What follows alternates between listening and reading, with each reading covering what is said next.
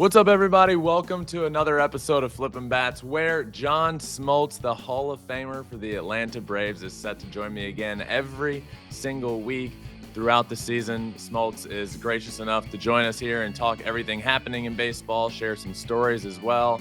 Well, today in the offseason, got him back on to talk all about, well, if you haven't heard, John Smoltz is going through Q school and almost became a professional golfer and was in the final stage of Q School. We'll talk all about that, as well as everything that has happened this offseason so far. The Atlanta Braves and what they've done, all of those trades they were making early on that has led up to the Chris Sale trade that they just made, how he feels about that. Of course, the Dodgers, Shohei Ohtani, that signing, as well as the contract, unprecedented deferrals. 97% of that contract is deferred, $680 million. So asking John what he thought about that contract when he heard it. Also, Yoshinobu Yamamoto, that signing, 12 years, $320 million. What he thinks about that.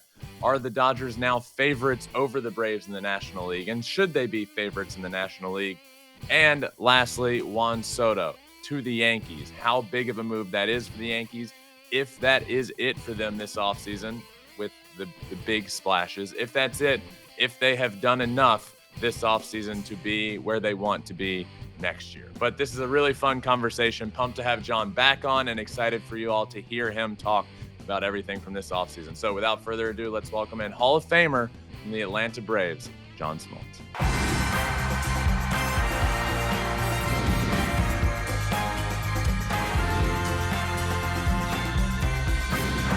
Fly ball onto the track, at the wall, it's gone! Home run! Turns on a ball, deep right field, and gone!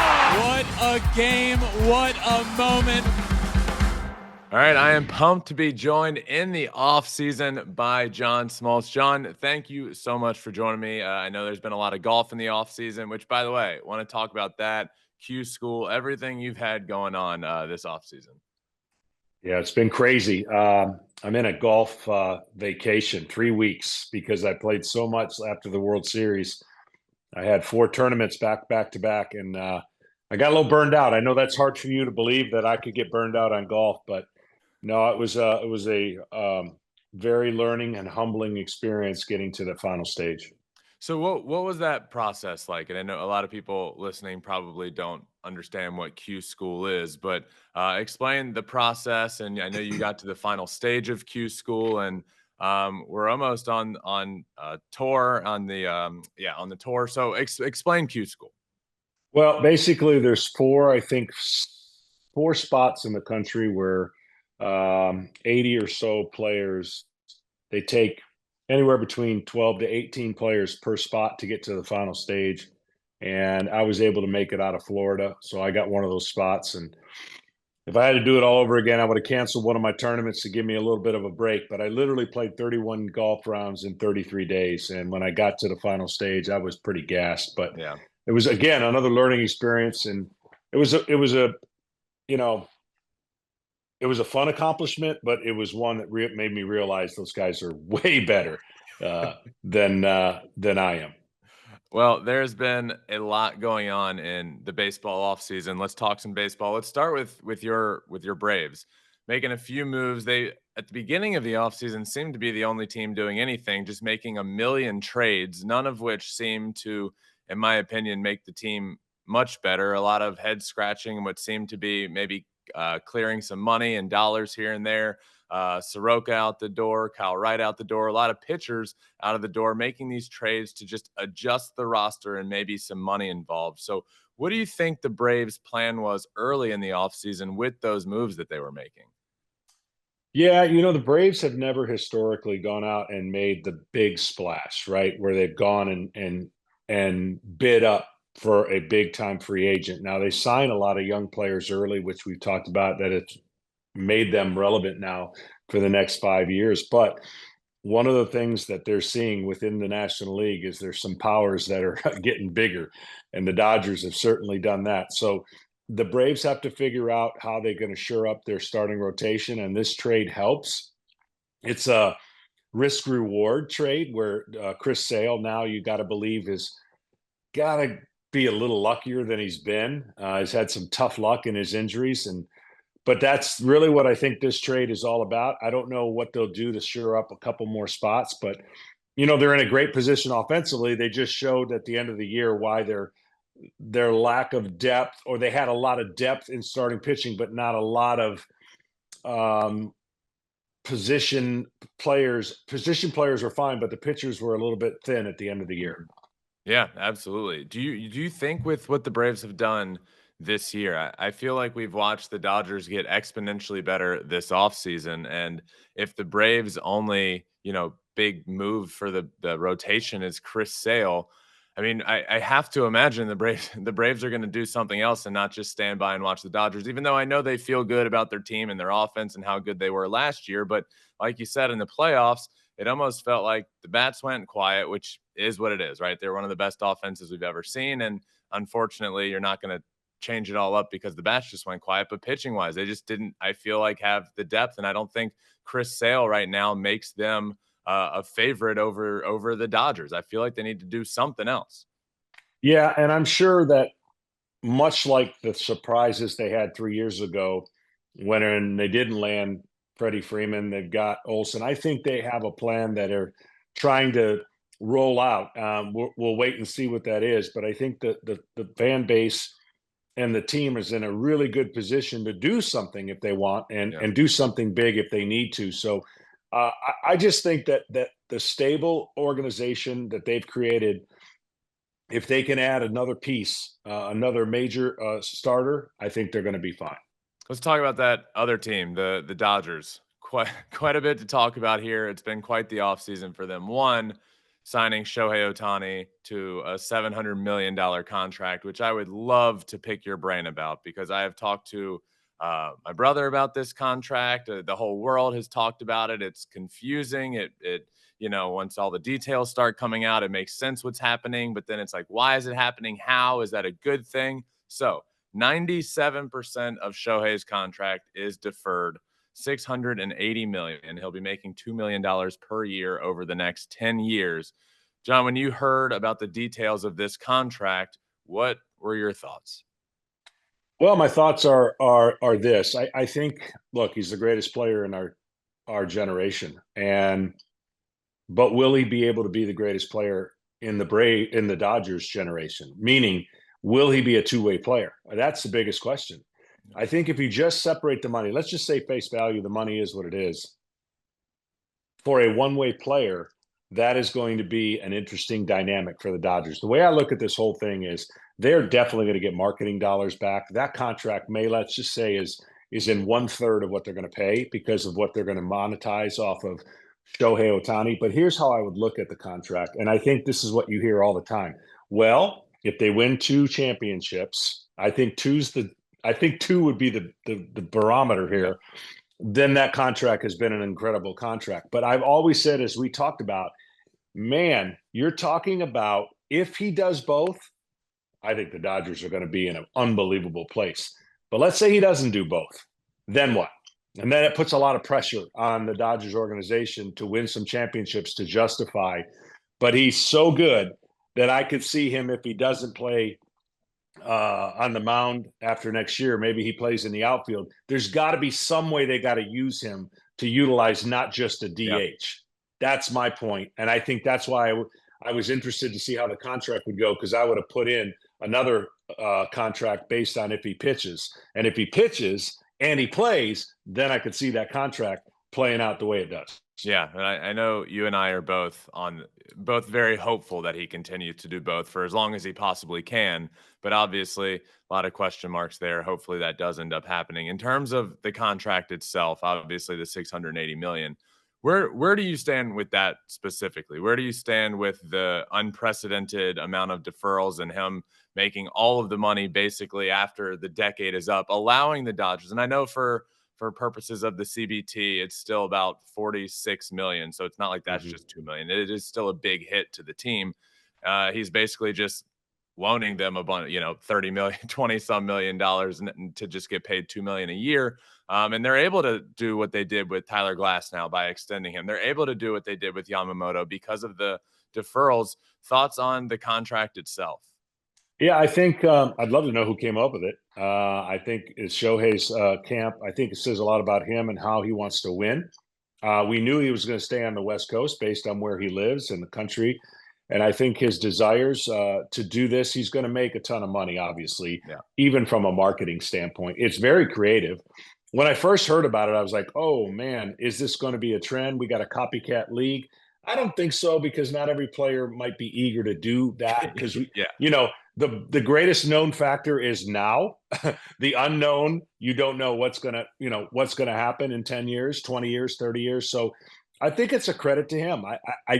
I think his camp and some of the things that they tried to do in this contract created, like you said, leverage for the Dodgers to go out and be more aggressive. Um, I will say this: the glass is half full, no doubt. I'm not trying to say the glass isn't half full for the Dodgers, but there is some risk. A 12-year contract to a pitcher that dominated in his own league, but hasn't stepped foot yet in the big leagues. 12 years is a long time for a pitcher, but they have accomplished two of their major goals by getting two pitchers and the greatest player on the planet. Yeah. So you got to feel great if you're a Dodgers, but there is pressure that comes with it. I mean, there's tremendous pressure now that they've become the prohibitive favorites in the National League because they don't do this deal just for marketing. They do this deal because they see multiple championships in the next 10 years. Well, let's talk about that pitcher. Yoshinobu Yamamoto signed 12 years, $320 million, as you said, dominated, one of the best pitchers of all time in NPB. We did see him briefly against, a lot of Major League Baseball players in the World Baseball Classic. But like you said, 12 years, a long time for a guy that is now coming to Major League Baseball, and we get to watch him up close and personal. That's a lot of money. That's a lot of years. He was the prize signing of the offseason. The guy is not big in stature, but he throws upper 90s, a nasty split, nasty curveball. John, talk about Yamamoto and what you have seen from him and how you feel about him coming to Major League Baseball. Yeah, the only issue is going to be can he transition to the American style philosophy of baseball, right? They have a different philosophy over there, and it seems to work for the majority of the pitchers that are able to stay healthy.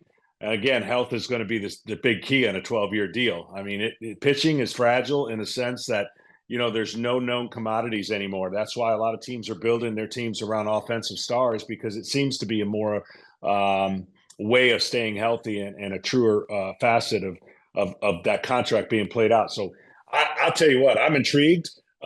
We've seen this before. I don't know that we've seen this 12-year deal given to a player. And again, there is risk involved, but they have monetized that risk with a team that they believe at the end of the day is going to win championships. And if you're the Los Angeles Dodgers, you have a lot of history, but not a lot of success lately that can quantify that great history. It's a great organization. The fan base is going to be pumped up. And you just hope that this young man can stay healthy for the Dodgers and produce like he has over in his previous young career.